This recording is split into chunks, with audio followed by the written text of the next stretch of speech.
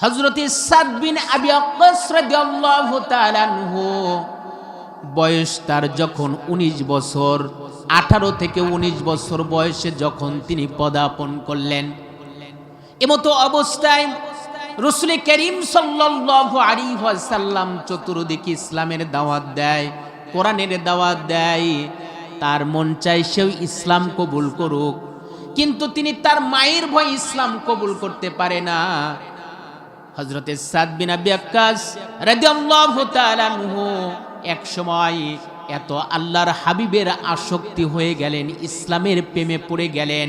এই মর্মস্পর্শী কোরআন, হৃদয়গাহী কোরআন, এই কোরআনের আলোচনায়, এই কোরআনের তেলাওয়াতে সে একেবারেই পাগল হয়ে গেল।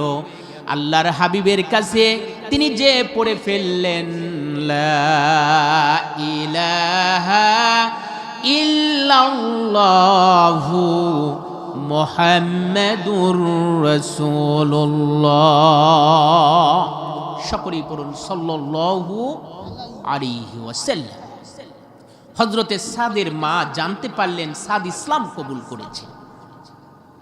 সাদ যখন বাড়ি ফিরে গেল, মা জিজ্ঞেস করলেন, সাদ তুমি নাকি ইসলাম কবুল করেছো? সাদ দ্বিধাহীন চিত্রে মাকে বললেন, মা হ্যাঁ আমি ইসলাম কবুল করেছি। সাদের মা বললেন, বাবা তুমি কি জানো না আমি শিরকিয়াতকে পছন্দ করি, আমি জিহালতকে ভালোবাসি। আমি তোমার মা হিসাবে আমি তোমাকে বলছি, তুমি আমার কলিজার টুকরো, নয়নের পুতুলি, একমাত্র সন্তান। তুমি যতক্ষণ পর্যন্ত মুহাম্মদ সাল্লাল্লাহু আলাইহি ওয়াসাল্লাম এবং তাওহীদকে ছেড়ে দিয়ে যতক্ষণ পর্যন্ত তুমি আমার দিকে ফিরে না আসবে, এতক্ষণ পর্যন্ত আমি তোমার মা খানা পিনা করব না। আমি অনশন করলাম, ধর্মঘাট করলাম, তুমি আমার সন্তান হিসেবে আমি তোমার মা, যদি ফিরে না আসো আমি খাবার পানি কিছুই গ্রহণ করব না, এতক্ষণ পর্যন্ত আমি অনশন করব, ধর্মঘট করব। এই যে আমাদের সমাজে বিভিন্ন বিষয় নিয়ে ধর্মঘট হয়, অনশন হয়, এটা নতুন কিছু নাই। এটার আবিষ্কার হয়েছিল ফেরাউনের সময়, নমরুদের সময়। ফেরাউনের সময় এটা আবিষ্কৃত হয়েছিল। এই কাঁচামরিচ, পেঁয়াজ, আলু এগুলো নিয়ে তারা অনশন করেছিল। এখনো আমাদের সমাজে এই অনশন, এই ধর্মঘট আছে, কিয়ামত পর্যন্ত থাকবে। সাদের মা যখন এই কথা বললেন, হযরতে সাদ যুবক মানুষ, তিনি চিন্তা করলেন আমি কি করব, আল্লাহর হাবিবের কথা শুনবো নাকি মায়ের কথা শুনবো। এই চিন্তা করে মা যখন কোনো ক্রমেই যখন সন্তান মেনে নিচ্ছে না, মা যখন এভাবে সন্তানের উপর প্রেশার কিট করলো, সন্তানের উপর জোর জবরদস্তি করলো, এবং তার মা জনম দখনি মা যখন দিনের পর দিন না খেয়ে, পানি না খেয়ে, ভাত না খেয়ে, আহার না করে জীবন চলে যাচ্ছে, এবং শপথ নিয়েছে আমার যদি জীবন চলে যায় যাবে, কিন্তু তুমি ফিরে না আসা পর্যন্ত আমি কখনো খাবার পানি গ্রহণ করব না। হযরতে সাদ যুবক মানুষ পেরেশানি বোধ করলেন, আমি কোথায় যাব, কার কাছে যাব, আমি এখন কি করব। যুবক মানুষ আল্লাহর হাবিবের কাছে ঘটনা বর্ণনা করলেন। আল্লাহর হাবিব কোনো কথা বললেন না, চুপচাপ নিশ্চুপ মনোযোগ সহকারে শুনলেন। এমতো অবস্থায় আল্লাহর হাবিব কোনো বিষয় নিয়ে আবেগী হবেন, উদ্বেলিত হবেন, উৎকণ্ঠা হবেন, রহমতের নবী পেরেশানি বোধ করবেন, এটা আল্লাহ রব্বুল আলামিন কখনো বরদাস্ত করতে পারেন না। আল্লাহ রব্বুল আলামিন সঙ্গে সঙ্গে জিবরিল আলাইহি ওয়াসাল্লামকে পাঠিয়ে দিলেন। জিবরিল যাও, চলে যাও, আমার হাবিবের উপর সূরা আনকাবুতের এই আয়াতে কারিমাটাকে নাজিল করে দাও। সঙ্গে সঙ্গে আয়াত নাজিল হয়ে গেল। কোরআনুল কারীমের মধ্যে আল্লাহ রাব্বুল আলামিন জানিয়ে দিলেন, ওয়াসাইনাল ইনসানা বিওয়ালিদাইহি হুসনা ওয়া ইন জাহাদা লিতুশরিকা বি মা লাইসা লাকা বিহি ইলম। আল্লাহ রাব্বুল আলামিন কোরআনুল কারীমের এই আয়াত নাজিল করে দিয়ে বললেন, ওয়া ওয়াসাইনাল ইনসানা বিওয়ালিদাইহি হুসনা। আল্লাহ রাব্বুল আলামিন মানুষের জন্য তার পিতামাতার কতটুকু দায়িত্ব, কতটুকু কর্তব্য, পিতামাতার কথা কতটুকু শোনা যাবে আর কতটুকু শোনা যাবে না, আল্লাহ রাব্বুল আলামিন জানিয়ে দিলেন। হাবিব, আপনি আপনার উম্মতদেরকে জানিয়ে দেন, যতক্ষণ পর্যন্ত বাবা মার মর্যাদা, আল্লাহ রসুলের পরেই বাবা মার মর্যাদা, এজন্য যতক্ষণ পর্যন্ত পিতামাতা কোরআন থেকে ইসলাম থেকে সন্তানকে ডাকবে, ওই কথাটা সন্তানের মেনে নেওয়া এটা সন্তানের জন্য কর্তব্য। সকলে বলুন সুবহানাল্লাহ। পিতামাতার বৈধ আবদার এটা মান্য করা সন্তানের জন্য ফরজ। সুবহানাল্লাহ। আর পিতামাতা যদি ইসলামের বিরুদ্ধে চলে যায়, কোরআনের বিরুদ্ধে চলে যায়, আল্লাহ রসুলের বিরুদ্ধে চলে যায়, আল্লাহ রাব্বুল আলামিন বললেন, ওয়া ইন জাহাদাকা লিতুশরিকা বি, যদি প্রকাশ্যে তোমার বাবা মা শিরকিয়াতের কথা বলে, প্রকাশ্যে তোমার বাবা মা যদি জাহালতের কথা বলে, প্রকাশ্যে তোমার বাবা মা যদি ইসলামের বিরুদ্ধে চলে যায়, তাহলে এরকম পিতামাতার কথা না শোনাটাই সওয়াবের কাম। সুবহানাল্লাহ। আমার ভাইয়ের, আমার বন্ধুরা, হযরতে সাদ বিন আবি ওয়াক্কাস রাদিয়াল্লাহু তাআলা আনহু বাড়ি ফিরে আসলেন। আসার পর মাকে বললেন, মা তুমি যদি এই হালতে, কুফরি হালতে, এই শপথে যদি তুমি মরেও যাও, আমি সাদের বিন্দু মাত্র কোনো দুঃখ থাকবে না।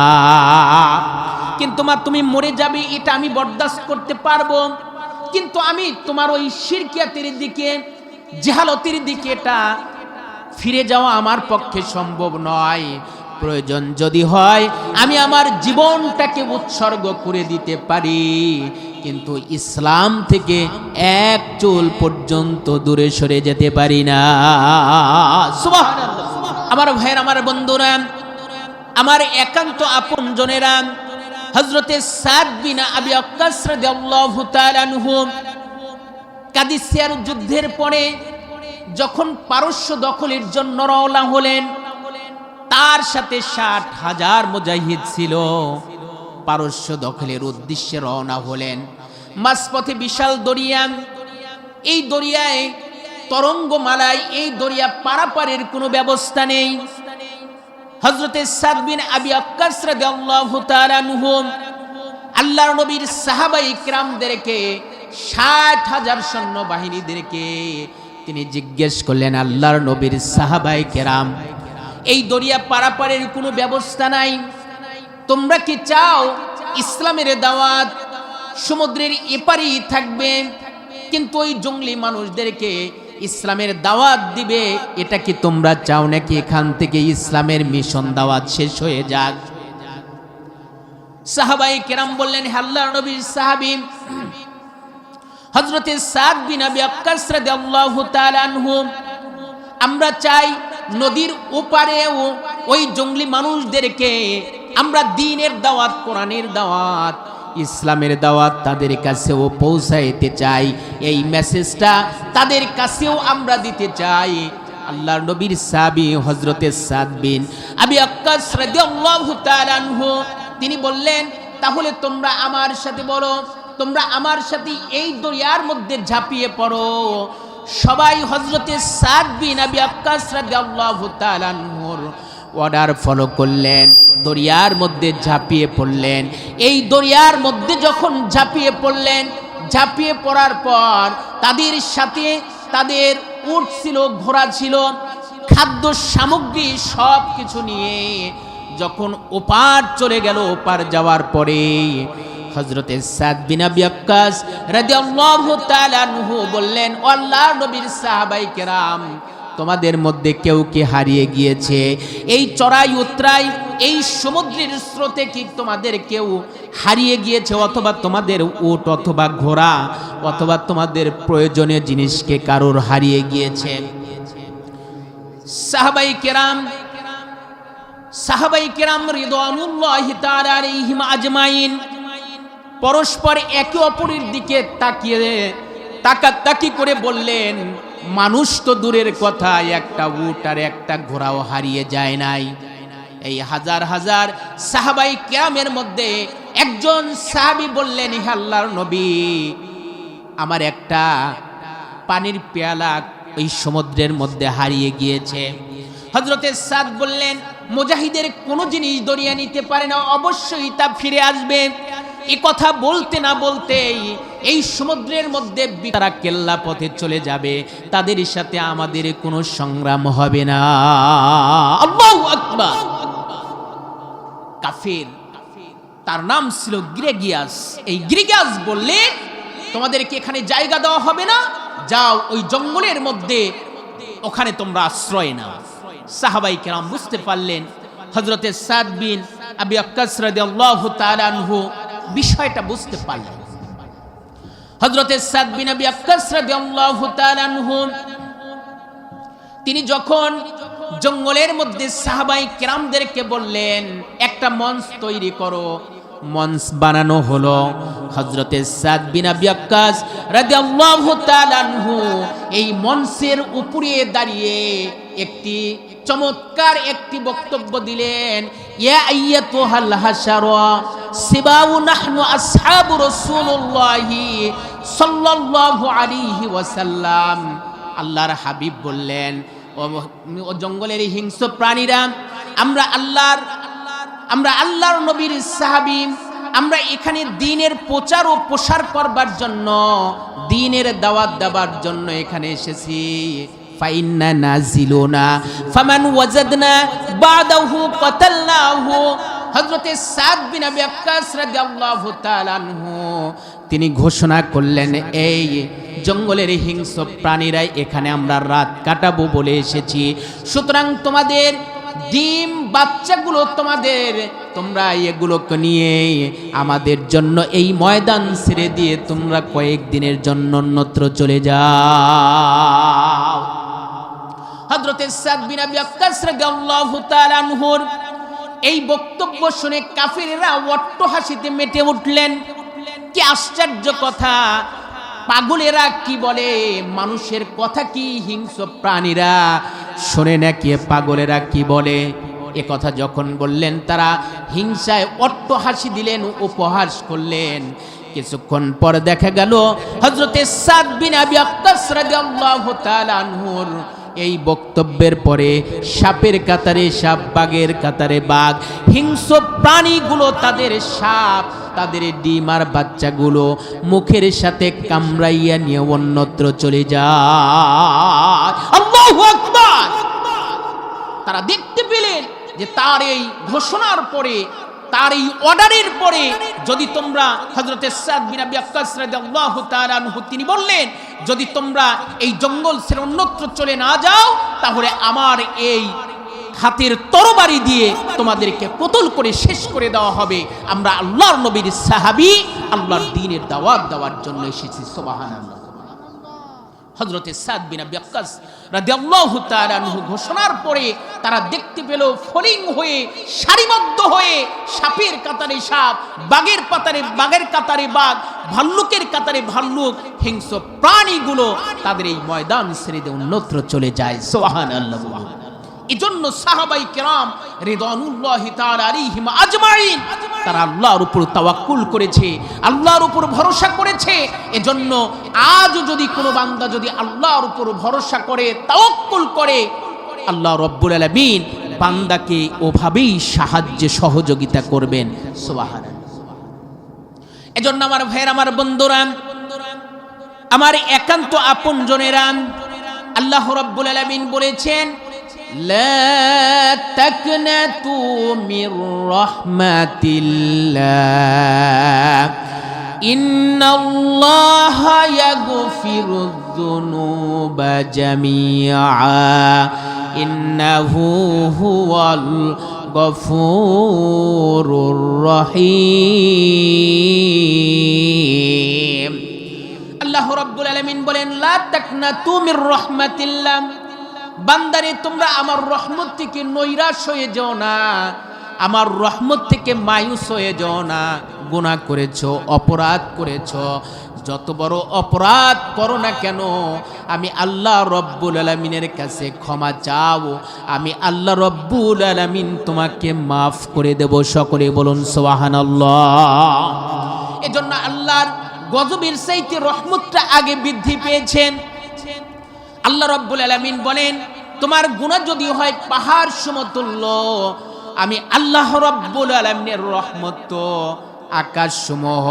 তোমার গুনাহ যদি হয় আকাশ সমূহ, আমি আল্লাহ রব্বুল আলামিনের রহমত আরশ আজিম পর্যন্ত ছাড়াইয়া গেছি। কথাগুলো কান খুলে শুনুন। এজন্য রাসূল করিম সাল্লাল্লাহু আলাইহি ওয়াসাল্লাম আল্লাহর নবীর সাহাবায়ে কেরামদেরকে এভাবে সান্ত্বনা দিচ্ছিলেন। এজন্য অপরাধ করেছেন, গুনাহ করেছেন, আল্লাহর কাছে সারেন্ডার যদি বান্দা করতে পারে, আল্লাহর কাছে যদি তওবা করতে পারে, আল্লাহ রব্বুল আলামিন বান্দার জীবনের এই সমস্ত গুনাহগুলোকে মাফ করে দিবে। এ ব্যাপারে একটি হাদিস আপনাদেরকে শোনানো যায়।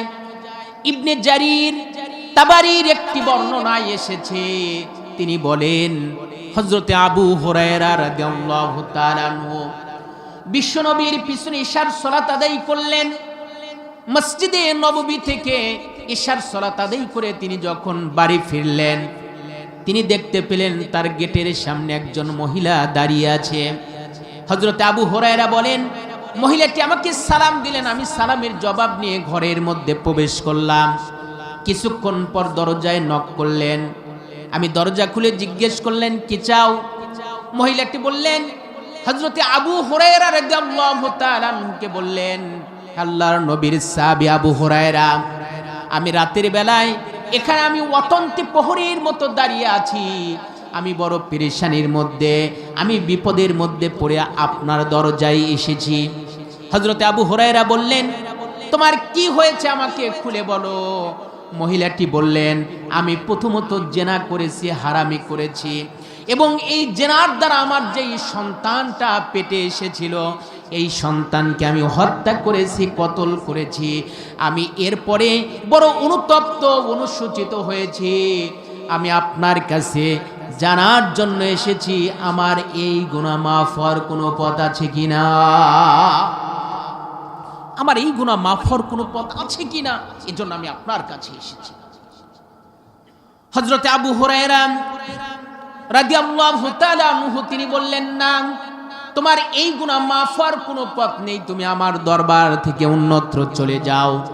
এ কথা যখন বললেন, বলার সঙ্গে সঙ্গে মহিলাটি নিজের দুই হাত দিয়ে নিজের কপালে পিত আঘাত করতেছিলেন আর বলতেছিলেন, আহারে, আমার এত সুন্দর সৌন্দর্য আর এত সুন্দর যৌবন, এত সুন্দর সৌন্দর্য কি সৃষ্টি হয়েছিল জাহান্নামের আগুনে পড়বার জন্য।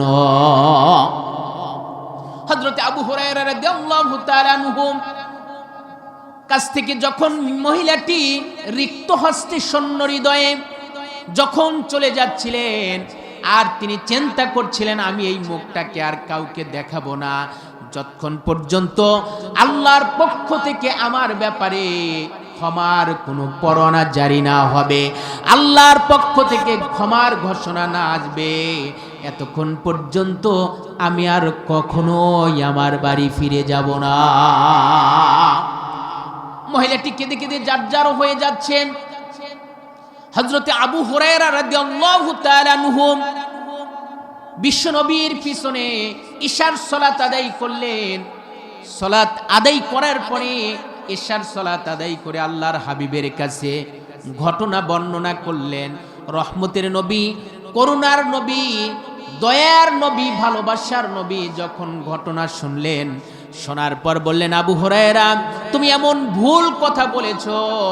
মহিলাটি যদি আল্লাহ রব্বুল আলামিনের কাছে তওবা করে, আল্লাহ রব্বুল আলামিন তার জীবনের সমস্ত গুনাহগুলোকে মাফ করে দিবে।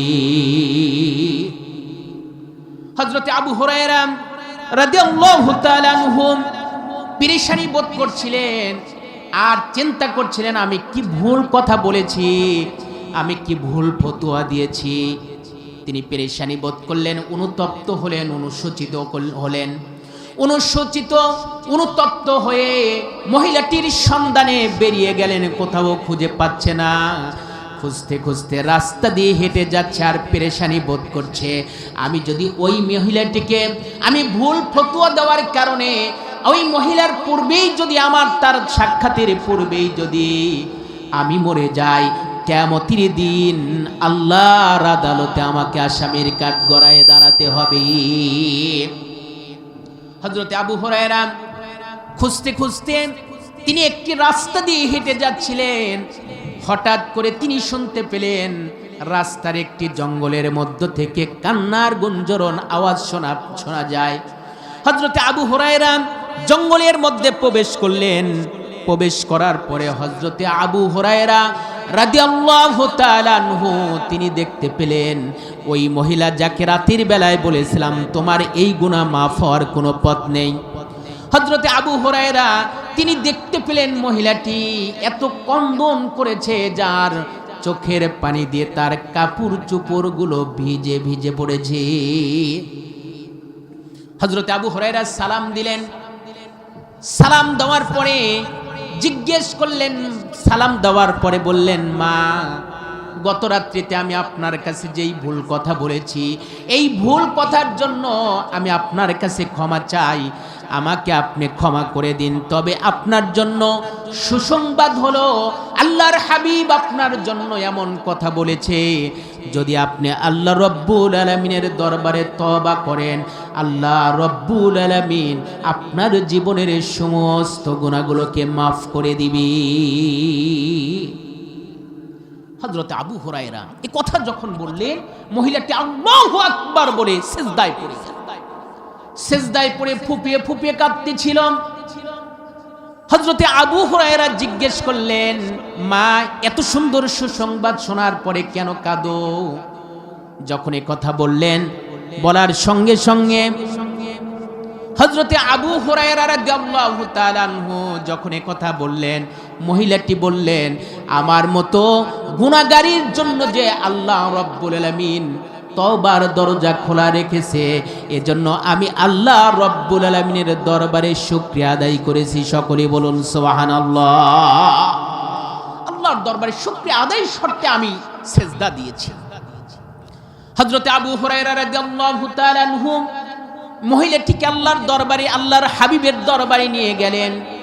আল্লাহর হাবিব সমস্ত ঘটনা বর্ণনা শুনলেন, জিজ্ঞেস করলেন, তুমি কি চাও? তুমি কি মুসলমান হয়েছ? মহিলাটি বললেন, না আমি মুসলমান হই নাই। আল্লাহর হাবিব বললেন, তুমি কি চাও? তিনি বললেন, আমি আমার জীবনের ভুল বুঝতে পেরেছি, আমি ইসলামে, আমি আল্লাহর দ্বীনে দ্বারস্থ হতে চাই, আমি ইসলাম কবুল করতে চাই। আল্লাহর হাবিব বললেন, যদি তাই হয় তাহলে তুমি আমার সাথে পড়ো, আশহাদু আল্লা ইলাহা ইল্লাল্লাহু ওয়া আশহাদু আন্না মুহাম্মাদান আবদুহু ওয়া রাসূলুহু।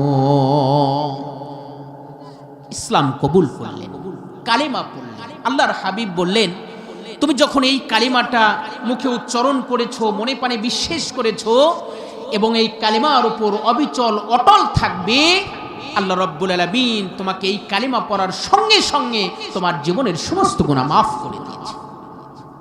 এই কথা যখন বললেন, মহিলাটির কান্না থামছে। আল্লাহর হাবিব বললেন, যাও চলে যাও, এই পিছনের গুনার কথা স্মরণ করে যত অনুতপ্ত হবে, অনুশোচিত হবে, আল্লাহ রব্বুল আলামিন তোমার আমলনামায় গুনার পরিবর্তে নেক দ্বারা পরিবর্তন করে দিবে। লা তাকনাতু মির রাহমাতিল্লাহ, ইন্নাল্লাহা ইয়াগফিরুয যুনুবা জামিআ, ইন্নাহু হুয়াল গফুরুর রহিম। আল্লাহু আকবার। লা তাকনাতু মির রাহমাতিল্লাহ। অপরাধ করেছেন, গুনাহ করেছেন, নাফরমানি করেছেন, আমাদের একটি জায়গা আছে, বলুন তো সেই জায়গাটার নাম যেন কি? একটু কথা বলেন না, নাম যেন কি? আল্লাহ সুবহানাহু ওয়া তাআলা। সেই আল্লাহর কাছে আপনার কথাগুলো বলুন, আপনার কথাগুলো খুলে বলুন। আল্লাহ তাআলা বলেন, উদউনি আস্তাজিব লাকুম। বান্দা তুমি আমাকে ডাকো, আমি তোমার ডাকে সাড়া দেব। সুবহানাল্লাহ। বান্দা যখন সিজদায় পড়ে যায়, আপনি কেমনে বলবেন? আপনার অপরাধের কথাগুলো কেমনে বলবেন, কিভাবে বলবেন? আপনি তাহাজ্জুদের নামাজের মধ্য দিয়ে আপনি শেষ সিজদাটা একটু লম্বা করে দেন এবং আল্লাহর কাছে বলেন, রব্বুল আলামিন আমি এই অপরাধগুলো করেছি, তুমি ছাড়া আমার কেউ নাই, আমি শয়তানের প্ররোচনায় অপরাধ করেছি, নামাজ ছেড়ে দিয়েছি, রোজা ছেড়ে দিয়েছি, ইসলামের বিরোধিতা করেছি, আমি অন্যায় করেছি, জিনা ব্যভিচার করেছি, তুমি যদি আমাকে ক্ষমা না করো আমার জাহান্নাম ছাড়া কোনো উপায় থাকবে না। বান্দা যখন লম্বা সিজদার মধ্যে যখন এমন কথা বলতে শুরু করে, আল্লাহ রব্বুল আলামিন বলেন, উসজুদু ওয়াক্তারিব, বান্দারে সিজদা দাও আর সিজদার মধ্যে আমার নিকটবর্তী হয়ে যাও। বান্দা যখন সিজদায় পড়ে যায় তখন আল্লাহর বান্দার মধ্যে কোনো হিজাব থাকে না, পর্দা থাকে না। এজন্য আল্লাহর কাছে চাইতে হবে, আল্লাহর কথা, দিলের কথাগুলো আল্লাহর কাছে বলতে হবে। আল্লাহ তাআলা বলেন, আমি কেন্দ্রিক আমার সাথে যত অপরাধ করেছো, যেটা আমার হক ছিল নামাজ পড়নি, আমার হক ছিল রোজা রাখনি, আমার হক ছিল তোমার উপর হজ ফরজ ছিল হজ করনি, আমার হক ছিল যেগুলো আমি কেন্দ্রিক, আল্লাহ কেন্দ্রিক, এগুলোকে আমি আল্লাহ তাআলা মাফ করে দেব। সুবহানাল্লাহ বলুন। আবার ভাইয়ের, আমার বন্ধুরা, আমার একান্ত আপনজনেরা, এজন্য আল্লাহ রব্বুল আলামিন বলেন, আমরা গুনাহ করেছি, অপরাধ করেছি, গুনাহ করতে করতে নিজের জীবনটাকে বরবাদ করে দিয়েছি, নিজের জীবনটাকে ধ্বংস করে দিয়েছি। এখন জীবনের সন্ধিক্ষণে কি করব, কোন দিকে যাব, কার কাছে যাব, আমরা রাস্তা হারিয়ে ফেলেছি। আল্লাহ রব্বুল আলামিন ডেকে ডেকে বলেন, বান্দারে আমি আছি, তোমরা আমাকে বলো, আমি আল্লাহ রব্বুল আলামিন তোমার জীবনের যে কোনো মুহূর্তে যখন বলবে, যখন চাইবে, যদি ওই চাওয়াটা আমার জন্য হয়ে যায়, আর যদি তুমি দিল থেকে যদি একটা বার ডেকে বলতে পারো আল্লাহ আল্লাহ, বান্দা যখন হৃদয় থেকে, দিল থেকে যদি আল্লাহকে ডাকে, আল্লাহ বলে, বান্দা আমি তোমার সামনে হাজির। এজন্য বেশি বেশি ইস্তিগফারের আমল করবেন। দোকানে আছেন, মাকানে আছেন, অফিসে আছেন, আদালতে আছেন, আস্তাগফিরুল্লাহ আস্তাগফিরুল্লাহ আস্তাগফিরুল্লাহ, এই আমলটা বেশি বেশি করুন। যদিও আমাদের চলতে গুনাহ, ফিরতে গুনাহ, কথায় গুনাহ, কর্মে গুনাহ, নজরে নজরে গুনাহ, এই ইস্তিগফারের আমল করতে করতে আল্লাহ শুধু মাফ করবেন না, আল্লাহ রব্বুল আলামিন বান্দাকে মুস্তাজাবুদ দাওয়াত বানিয়ে দেয়। কেমনে বানিয়ে দেয় এ ব্যাপারে ছোট্ট ঘটনা আপনাদেরকে শুনিয়ে যাই। চারজন ইমাম ছিল, তার মধ্যে ইমাম আহমদ ইবনে হাম্বল একজন জবরদস্ত একজন ইমাম ছিলেন, ফকিহ ছিলেন, বুজুর্গ ব্যক্তি ছিলেন। একদিন মাসাইল সংগ্রহের জন্য বাড়ি থেকে অনেক দূর পথে চলে যায়। আসতে রাত হয়ে গিয়েছে, আসার মতো কোনো যানবাহনের ব্যবস্থা না থাকায় বাজারের পাশেই অথবা রাস্তার পাশেই একটি মসজিদের মধ্যে ইশার সালাত আদায় করলেন। সালাত আদায় করার পরে তখন মুসল্লিদেরকে কেন্দ্র করে তাদেরকে বললেন, আমি মুসাফির মানুষ, দূর থেকে এসেছিলাম, বাড়ি যেতে পারি নাই, গাড়ি ঘোড়া পাই নাই, এজন্য আমি চাই আপনারা যদি আমাকে অনুমতি দেন, এই মসজিদের মধ্যে রাত কাটিয়ে আমি সকালবেলা এখান থেকে চলে যাব। এক একজন এক এক রকম কথা বললেন। মসজিদ ঘুমানোর জায়গা নয়, মসজিদ থাকার জায়গা নয়। কেউ আবার কানাঘোষা করলো যে অচেনা মানুষ, অপরিচিত মানুষ, না জানি কোনো ক্ষতি হয়ে যায় কিনা। এক একজনে এক এক রকম কথা বলার পরে শেষ পর্যন্ত বলল না, মসজিদে থাকা যাবে না। ইমাম আহমদ ইবনে হাম্বলকে মসজিদ থেকে দূর দূর করে তাড়িয়ে দিল। তিনি রিক্ত হস্তে শূন্য হৃদয়ে এই রাতের বেলায় কোথায় যাবে, কার কাছে যাবে? আল্লাহ রব্বুল আলামিনের কাছে দূর প্রবাসে মুসাফির হালতে আল্লাহর কাছে তাওয়াক্কুল করলেন। রব্বুল আলামিন এই রাতের বেলায় অপরিচিত এলাকায় কোথায় যাব, কার কাছে যাব?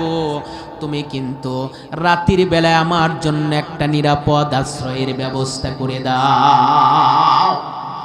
কার কাছে চাইলেন? একটু কথা বলেন না, কার কাছে চাইলেন? আল্লাহর কাছে বলেন, আমি রাতের বেলায় কোথায় যাব, কার কাছে যাব? আল্লাহ, তুমি কিন্তু আমাকে একটু নিরাপদ আশ্রয়ের ব্যবস্থা করে দিও। তাওয়াক্কুল করলেন কার উপরে? আচ্ছা, আপনারা কথা বলেন না, আমার কথা বুঝতে কষ্ট হয়। একটু কথা বলেন, কার কাছে তাওয়াক্কুল করলেন? ভরসা করলেন কার উপরে? আল্লাহর উপরে ভরসা করলেন। আল্লাহর উপর ভরসা করে প্রকম্পিত শীতকে উপেক্ষা করে রাস্তা দিয়ে হেঁটে যাচ্ছেন। কিছু দূর যাবার পর তিনি দেখতে পেলেন দূরে একটি টিপ টিপ করে আলো জ্বলছে। তিনি চিন্তা করলেন ওই আলোর কাছে গেলেই হয়তো একটা আশ্রয়ের ব্যবস্থা হবে।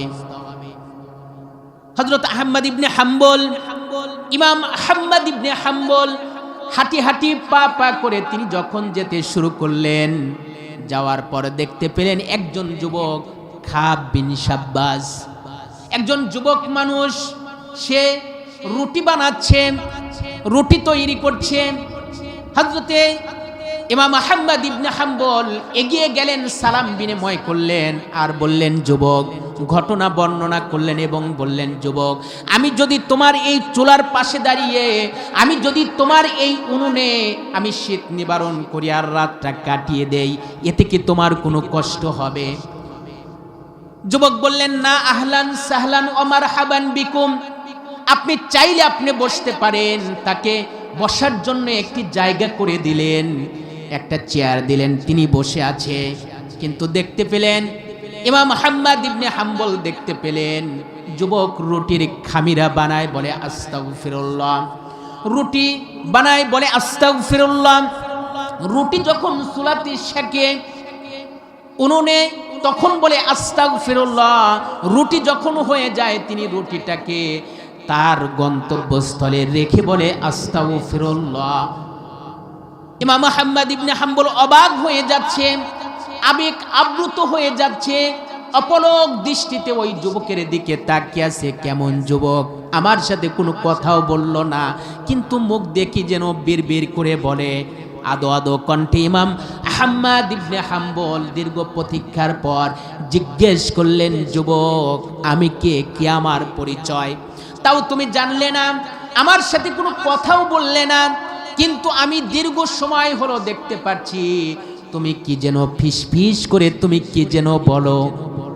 সঙ্গে সঙ্গে যুবক বললেন, ওগো পথিক, কে তুমি, কে তুমি, কি তোমার পরিচয়? আমি তোমাকে চিনি না, আমি তোমার কোনো অনুসন্ধানও করি নাই, তবে তুমি হয়তো বা জানো না আমি অতিরিক্ত কথা বলি না, বাসালের মতো কথা বলি না, প্রয়োজন ছাড়া কখনো কারুর সাথে কথা বলি না। এজন্য আমি একটি আমল করি, আমি অতিরিক্ত কথা না বলে আমি সকল সময়ের জন্য ইস্তেগফারের আমলের মধ্যে নিমজ্জিত থাকি। সুবহানাল্লাহ বলুন, আরো জোরে বলুন সুবহানাল্লাহ। কিসের আমল? ইস্তেগফারের আমল। আস্তাগফিরুল্লাহ, আস্তাগফিরুল্লাহ, এই আমলটা ইমাম আহমদ ইবনে হাম্বল, কষ্ট হচ্ছে আপনাদের? ইমাম আহমদ ইবনে হাম্বল তিনি জিজ্ঞেস করলেন, যুবক, এই আমল কতদিন হলো করো? তিনি বললেন, আমি দীর্ঘদিন হলো এই আমলের সাথে জুড়ে আছি এবং এই আমলের মধ্যে নিমজ্জিত আছি। এর মাধ্যমে তুমি কি পেয়েছো? এ কথা যখন বললেন, বলার সঙ্গে সঙ্গে ওই যুবক আদো আদো কণ্ঠে তিনি বললেন, ওগো পথিক, কে তুমি, তোমাকে আমি চিনি না, তবে আমি তোমাকে বলতে চাই, আমি এই আমল যতদিন হলো করি, এই আমলটা আমি করার পর থেকে আজ পর্যন্ত আমি যত আল্লাহর কাছে যা চেয়েছি প্রত্যেকটা চাওয়াগুলোকে আল্লাহ কবুল করে নিয়েছি। আমার সকল দরখাস্ত মঞ্জুর হয়েছে, আমি আল্লাহর কাছে যা চেয়েছি তাই পেয়েছি। ইমাম আহমদ ইবনে হাম্বল অবাক হয়ে গেলেন, যুবকের দিকে আবেগ আপ্লুত হয়ে অপলক দৃষ্টিতে তাকিয়ে আছে। ও আচ্ছা, তুমি সব পেয়েছো? তিনি বলেন, হ্যাঁ আমি সব পেয়েছি, আমাকে আল্লাহ তাআলা এই আমলের কারণে মুস্তাজাবুদ দাওয়াতের মধ্যে শামিল করে দিয়েছে। ইমাম আহমদ ইবনে হাম্বল অবাক হয়ে গেলেন। তিনি চিন্তা করলেন, না তুমি তো মুস্তাজাবুদ দাওয়াতের মধ্যে পড়ো না। আমি যতটুকু জানি মুস্তাজাবুদ দাওয়াত তিন শ্রেণীর মানুষ। একটা হলো পিতামাতা, দোয়া করলে কবুল। মুসাফির যদি দোয়া করে দোয়াটা কবুল হয়ে যায়। আর মাজলুম ব্যক্তি, অন্যায়ভাবে যার উপর জুলুম করা হচ্ছে, এই মানুষটা যদি আল্লাহর কাছে কোনো বিষয়ে দোয়া করে অথবা বরদোয়া করে, ওই দোয়াটা আল্লাহর দরবারে কবুল হয়ে যায়। যে তুমি তো এর মধ্যে পড়ো না। যুবক বললেন, না, আল্লাহ তাআলা আমাকে মুস্তাজাবুদ দাওয়াতের মধ্যে শামিল করেছে, আমি যা চেয়েছি তাই পেয়েছি। তবে হ্যাঁ, আমার জীবনে এখনো একটি চাওয়া বাকি আছে। কি চাওয়া? ইমাম আহমদ ইবনে হাম্বল কথাটি শোনা মাত্রই বললেন, তোমার কি চাওয়া সেটা বলো। যুবক বললেন, পথিক কে তুমি? তোমাকে আমি চিনি না, তবে আমি একজন ইমামের নাম শুনেছি, তার অনেক প্রশংসা শুনেছি, তার অনেক গুণ কীর্তন শুনেছি, কিন্তু তার সাথে আজ পর্যন্ত আমার দেখা হয় নাই। তবে আল্লাহর কাছে বলেছি, রব্বুল আলামিন তোমার ওই জবরদস্ত একজন ইমাম এবং আল্লাহর ওলি, আল্লাহ আমি যতক্ষণ পর্যন্ত ইমাম আহমদ ইবনে হাম্বলের সাথে আমার দেখা না হবে এবং আমি তাকে দেখব, তার সাথে সালাম বিনিময় করব, মুসাফা করব এবং বুকের সাথে আলিঙ্গন করে তার কপালে একটি চুমু এঁটে দেব, এটা আমার সারা জীবনের আশা। আল্লাহ তুমি আমার এই দোয়াকে কবুল করে নাও। কিন্তু আজ পর্যন্ত এই দোয়াটাই কেবলমাত্র শুধুমাত্র কবুল হয় না। ইমাম আহমদ ইবনে হাম্বল শোনা মাত্র আল্লাহু আকবার বলে চিৎকার দিয়ে চোখ থেকে পানি দরদর করে পড়ে, দাড়ি মোবারক ভিজে ভিজে পড়ছে। ইমাম আহমদ ইবনে হাম্বলের চোখের পানি দেখে যুবক বললেন, ওগো প্রতীক, আমি কি আপনাকে কোনো কষ্ট দিয়ে ফেললাম? ইমাম আহমদ ইবনে হাম্বল বললেন, যুবক তুমি আমাকে কষ্ট দাও নাই, তুমি আমাকে কোনো কষ্ট দাও নাই, তোমার কথায় আমি কোনো কষ্ট পাই নাই, কিন্তু আমি অবাক হয়ে যাচ্ছি, আমি অবাক হয়ে যাচ্ছি। তুমি যার প্রতীক্ষায় আছো দীর্ঘদিন হলো, আল্লাহ রাব্বুল আলামিন তার ঘর থেকে আমাকে এই মুহূর্তে ঘাট ধরে বের করে দিয়ে, এই কনকনে শীতের মধ্যে আমি কোনো আশ্রয় খুঁজে পাচ্ছিলাম না। আল্লাহ রাব্বুল আলামিন তুমি যেই দোয়াটা করো, তোমাকে ইমাম আহমদ ইবনে হাম্বলের কাছে যেতে হবে না, আল্লাহ তার ঘর থেকে ইমাম আহমদকে তোমাকে পর্যন্ত পৌঁছায় দিয়েছি। আল্লাহু আকবার। ইমাম আহমদ ইবনে হাম্বল সঙ্গে সঙ্গে দুজনকে জড়িয়ে ধরলেন, আলিঙ্গন করলেন। এজন্য বান্দা যদি হৃদয় থেকে, কলিজা থেকে, দিল থেকে যদি কোনো কিছু চায়, ওই চাওয়াটা আল্লাহ অবশ্যই কবুল করে নেন। সুবহানাল্লাহ। এজন্য আমার ভাইয়ের, আমার বন্ধুরা, আমার একান্ত আপনজনেরা, এজন্য লা তাকনাতু মির রাহমাতিল্লাহ, আল্লাহর রহমত থেকে নৈরাশ হয়ে যাওয়া যাবে না, মায়ুস হয়ে যাওয়া যাবে না। আল্লাহ রাব্বুল আলামিন বলে দিয়েছে, বান্দারে তুমি আমার কাছে তোমার কথাগুলোকে খুলে বলো, আমি আল্লাহ রাব্বুল আলামিন তোমার জীবনের সমস্ত গুনাহগুলোকে মাফ করে দেব। আল্লাহর হাবিব জনাবে মুহাম্মদুর রাসূলুল্লাহ সাল্লাল্লাহু আলাইহি ওয়াসাল্লামের কাছে মসজিদে নববীর মধ্যে একজন সাহাবী কয়েকটা পাখির বাচ্চা নিয়ে হাজির হয়ে গেলেন। আল্লাহর হাবিব বলেন, ও সাহাবী, এই পাখির বাচ্চাগুলো আনলে কেন?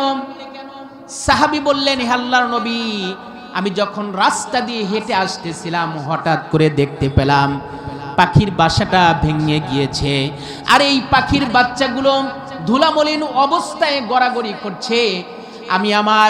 আমি এই বাচ্চাগুলোকে হেফাজত করার জন্য যখন আমি বাচ্চাগুলোর কাছে চলে গেলাম, মা পাখিটা নিজের জীবনের মায়াকে পরিত্যাগ করে আমার উপর ঝাঁপায়ে পড়ল। এই দেখুন, আমি আপনাকে দেখাতে এসেছি প্রাণী জগতে সন্তানের প্রতি মায়ের কত মহাব্বত, মায়ের কত ভালোবাসা, আমি আপনাকে এটাকে দেখানোর জন্য এসেছি। ওই দেখুন মা পাখিটা মসজিদে নববীর মধ্যে প্রবেশ করেছেন। এ কথা যখন বললেন সেগুলোকে হাতে নিলেন। হাতে নেওয়ার পর রহমতের নবী, করুণার নবী, দয়ার নবী সাহাবাই কেরামদেরকে বললেন, ও আমার সাহাবী, আমার সাহাবাই কেরাম, পানি জগতের সন্তানের প্রতি কত মহাব্বত, ভালোবাসা, এটা তুমি আমাকে দেখানোর জন্য এসেছো। তাহলে শোনো, আল্লাহ রব্বুল আলামিন ভালোবাসাকে, রহমতকে, করুণাকে 100 ভাগ করে দিয়েছেন। 100 ভাগ করে তামাম পৃথিবীর সমস্ত পানি জগতের মধ্যে একটা ভাগ ছড়িয়ে দিয়েছেন। আর বাকি 99টা ভালোবাসা আল্লাহ রব্বুল আলামিন তার নিজের কাছে রেখে দিয়েছেন। সকলেই বলুন সুবহানাল্লাহ। কয় ভাগ?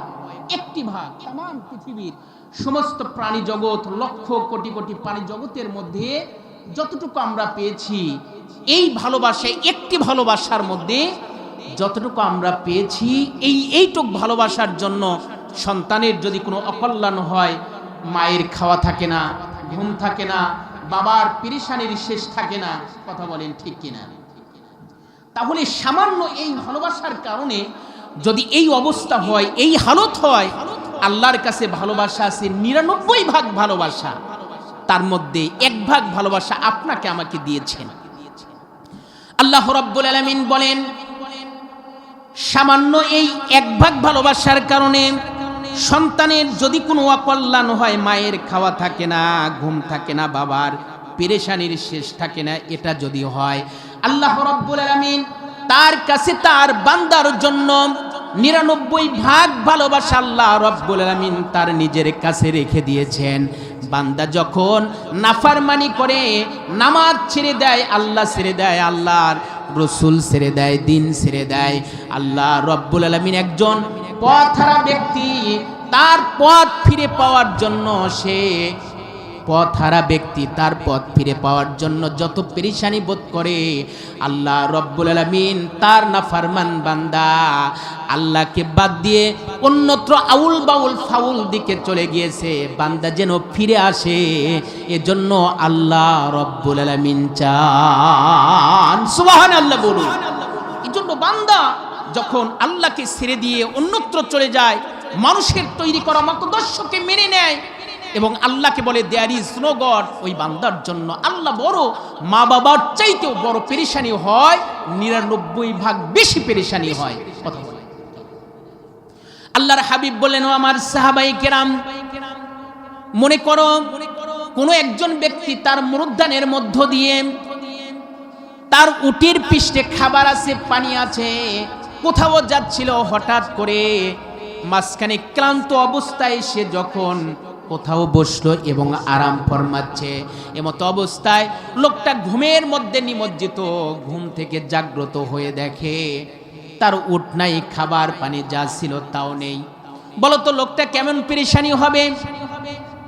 এ কথা যখন বললেন, আল্লাহর হাবিব যখন বললেন, সাহাবাই কেরাম রিদওয়ানুল্লাহি তাআলা আলাইহিম আজমাইন, সাহাবাই কেরাম বললেন, হে আল্লাহর নবী, এর চাইতে পেরেশানির তো আর কিছুই হতে পারে না। উট হলো মরুভূমির জাহাজ, উট হারিয়ে গিয়েছে, খাবার পানি সব কিছু হারিয়ে গিয়েছে।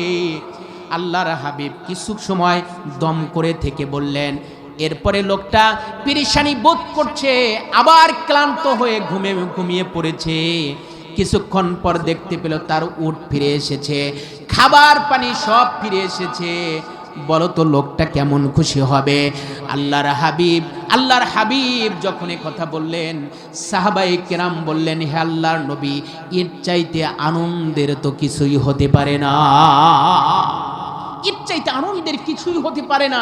তার কারণ হলো উট ফিরে এসেছে, হারানো উট, খাবার পানি ফিরে এসেছে, এর চাইতে আনন্দের কিছু হতে পারে?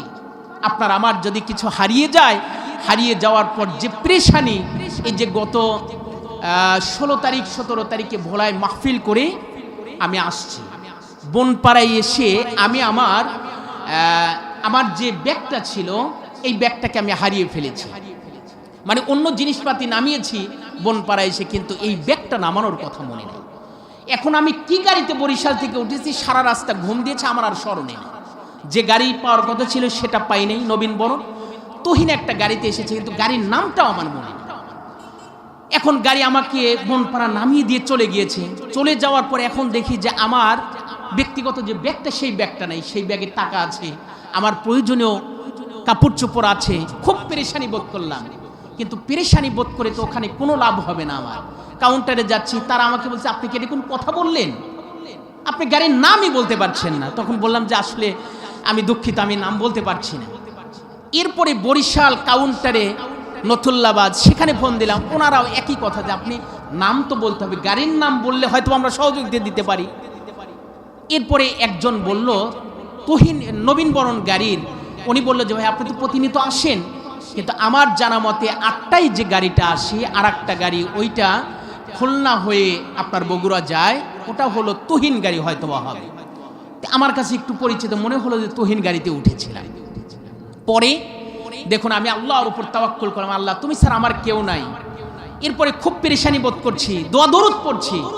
পরে কেমনে ওখানে পাশে একটা কাউন্টার ছিল, সেখানে গেলাম, ওরা ফোন করলো, পরবর্তীতে আমি সেটা পেয়ে গেলাম। এই যে পেয়ে যাওয়ার আনন্দ, সেটা বগুড়া থেকে রিসিভ করালাম।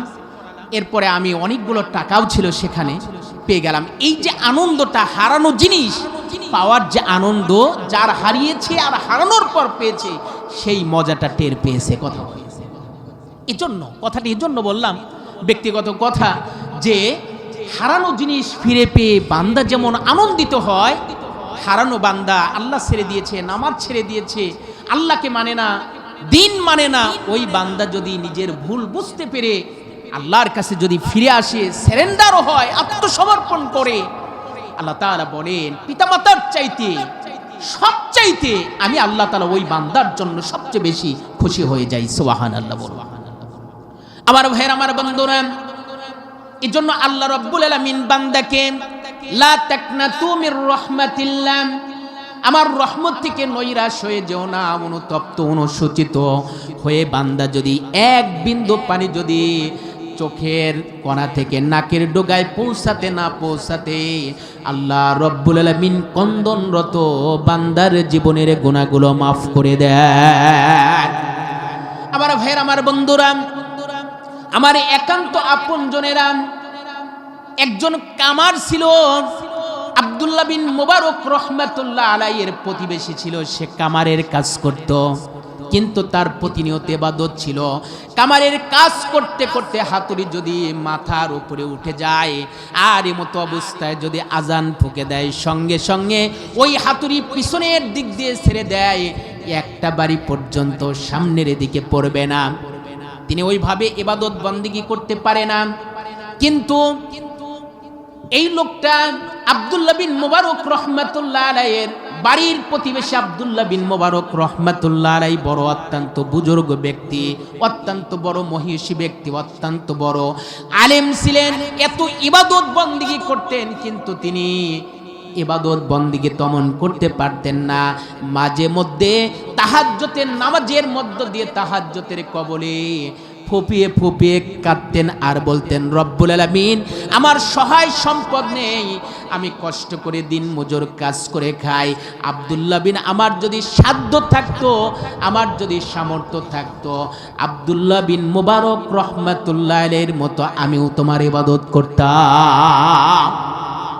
এই যে হৃদয়, অন্তরের মধ্যে অনুশোচনা, অন্তরের মধ্যে অনুতপ্ত, আব্দুল্লাহ বিন মুবারক রহমাতুল্লাহ আলাইহি যখন দুনিয়া থেকে বিদায় নিয়ে চলে গেলেন, চলে যাওয়ার পর একদিন তার একজন বন্ধু তাকে স্বপ্নের মধ্যে দেখে জিজ্ঞেস করলেন, আল্লাহ তাআলা আপনার সাথে কেমন ব্যবহার করেছে?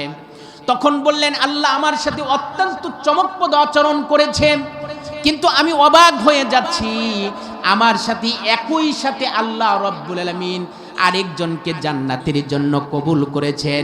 তিনি আর কেউ নয়, তিনি আমার বাড়ির প্রতিবেশী একজন কামারকে আল্লাহ কবুল করে নিয়েছি। সুবহানাল্লাহ। অনুতপ্ত, অনুশোচনা। সে কিন্তু আব্দুল্লাহ বিন মুবারক রহমাতুল্লাহ আলাইহির মতো অত ইবাদত করতে পারেনি, অত বন্দেগী করতে পারে নাই। যতটুকু করেছে, ঈমান ছিল সুন্দর, আর তার এই অনুশোচনা, অনুতপ্ত এবং আকাঙ্ক্ষাটাকে তাকে আল্লাহর জান্নাত পর্যন্ত পৌঁছায় দিয়েছে। সুবহানাল্লাহ। হযরতে বাইজিদ বুস্তামি রাহমাতুল্লাহ আলাইহি আল্লাহর একজন জবরদস্ত ওলি। কেমনে হলেন, কিভাবে হলেন এই ঘটনা আপনারা জানেন। এরপরেও বলছি, বাইজিদ ছোট্ট মানুষ, সে মায়ের ঘরের পাশের রুমেই ছিল। মা ছিল অসুস্থ। চেরাগ জ্বালিয়ে, বাতি জ্বালিয়ে, বাইজিদ বাতি জ্বালিয়ে, চেরাগ জ্বালিয়ে বাইজিদ লেখাপড়া করছে। মা ঘুম ভেঙে বাইজিদকে ডেকে বলল, বাইজিদ আমাকে পানি এনে দাও, আমার পেরেশানি, আমার পিপাসা লেগেছে। এই কথা যখন বললেন, বাইজিদ ঘরের মধ্যে পানি না পেয়ে দূর থেকে পানি আনতে গিয়ে এসে দেখে মা ঘুমিয়ে পড়েছে। হযরতে বাইজিদ তিনি চিন্তা করলেন, ছোট্ট মানুষ, আমি যদি পানি রেখে ঘুমিয়ে যাই আর মা যদি আবার পানি চায়, যদি সময় মতো না পায়, মার কষ্ট হবে। এজন্য ছোট্ট বাইজিদ পানির পেয়ালা নিয়ে কনকনে শীতের মধ্যে হযরতে বাইজিদ মায়ের শেয়ারে দাঁড়িয়ে আছে। ফজরের আজান হয়ে গেল, মায়ের ঘুম ভেঙে গেল, তাকে দেখে শেয়ারেই বাইজিদ যা দাঁড়িয়ে আছে। জিজ্ঞেস করলেন, বাইজিদ কেন তুমি দাঁড়িয়ে আছো? বাইজিদ জিজ্ঞেস করলেন, মা তোমার কি মনে নাই, তোমার কি স্মরণ নাই? গভীর রাত্রিতে পানি চেয়েছিলে, ঘরে পানি না পেয়ে দূর থেকে পানি আনতে গিয়ে আমার দেরি হয়ে গিয়েছে, এসে দেখি তুমি ঘুমানো। মা বললেন, তুমি ঘুমালে না কেন? বাইজিদ বললেন, মা আবার যদি তুমি পানি চাও আর সময় মতো যদি তোমাকে দিতে না পারি, তোমার কষ্ট হবে। এজন্য আমি পানির পেয়ালা নিয়ে আমি তোমার শেয়ারে দাঁড়িয়ে আছি। হযরতে বাইজিদের মা চিৎকার দিয়ে বললেন, আল্লাহু আকবার বলে চিৎকার দিয়ে বললেন, আমার মানব জীবন ধন্য হয়েছে, আমি আমার মাতৃত্বের মর্যাদা পেয়েছি। বাইজিদকে বুকের সাথে আলিঙ্গন করলেন। মা বাইজিদের হাত থেকে পানির পেয়ালা নিয়ে পানি পান করলেন।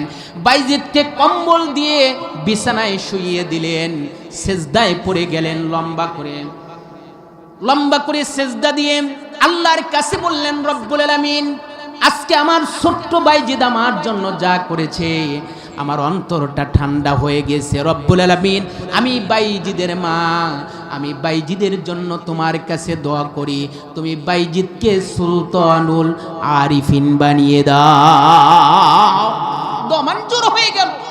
এই যে মা দোয়া করলেন, আল্লাহ তাআলা তাকে জবরদস্ত একজন আল্লাহর ওলি বানিয়ে দিয়েছেন। চট্টগ্রামের মাটিতে তিনি ঘুমিয়ে আছেন। ইতিপূর্বে একটা প্রোগ্রামে যে সেখানে গেলাম, হাজার হাজার মানুষ তার কাছে আসছে, দোয়া করছে। এগুলো তাদের কর্ম দিয়ে, কাজ দিয়ে, এটা তাদের অর্জন।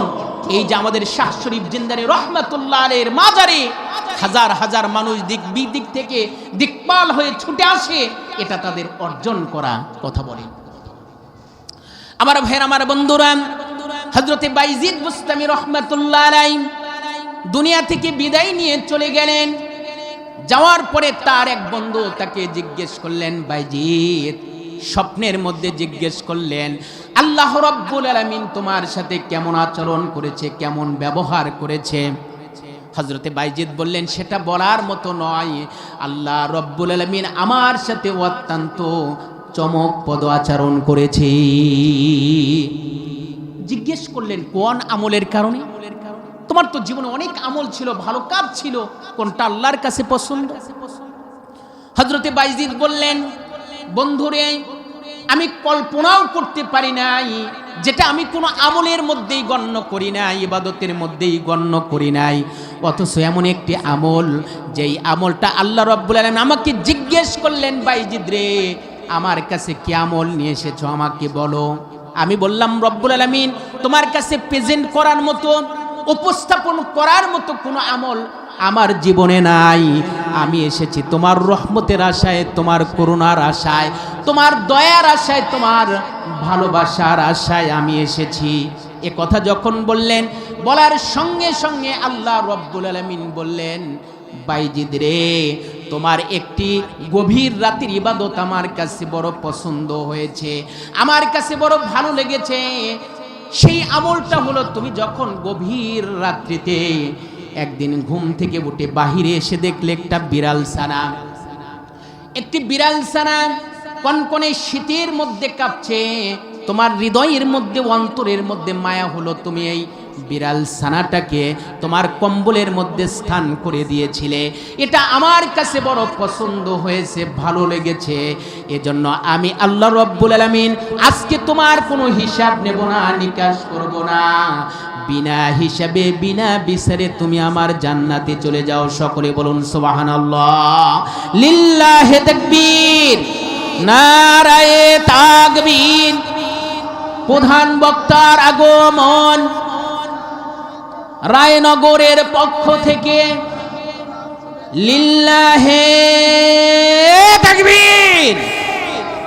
আমার ভাইয়েরা, আমার বন্ধুরা, হযরতে বাইজিদ কে আল্লাহ তাআলা বললেন, তোমার ওই আমলটা তুমি একটা আমার মাখলুকতের প্রতি, আমার একটা প্রাণীকুলের প্রতি তুমি যে সহৃদয়তার পরিচয় দিয়েছো, তুমি যে ভালোবাসা দিয়েছো, এটা আমার কাছে বড় পছন্দ হয়েছে। আজকে আমি তোমার কোনো হিসাব নেব না, নিকাশ করব না। তুমি বিনা হিসাবে বিনা বিচারে আমার জান্নাতে চলে যাও। সুবহানাল্লাহ।